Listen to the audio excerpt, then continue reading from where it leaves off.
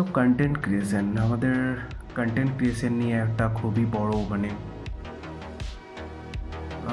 আমাদের মনে খুবই একটা বড় কোশ্চেন যে কন্টেন্ট ক্রিয়েশন আমরা যারা ডেলি ব্লগ বানাই বা ডেলি কন্টেন্ট বানাই তাদের একটা প্রেশার থাকে ডেলি যে কী কন্টেন্ট বানাবো।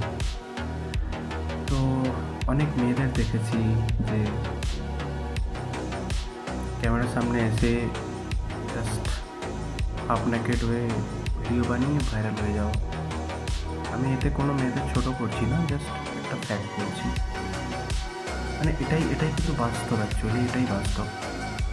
আর এটাই এখন হচ্ছে, মিলিয়ন ভিউজ, মিলিয়নে লাইকস যাচ্ছে।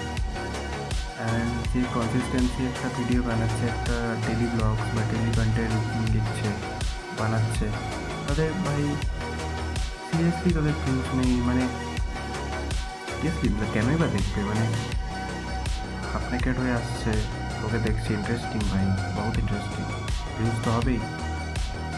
আর যত ভিউজ হচ্ছে, মেসেজ আসছে উল্টোপাল্টা, তত মেয়েরা জানি না কেন তত আরও বাড়ছে, ভালগারিটি বাড়ছে।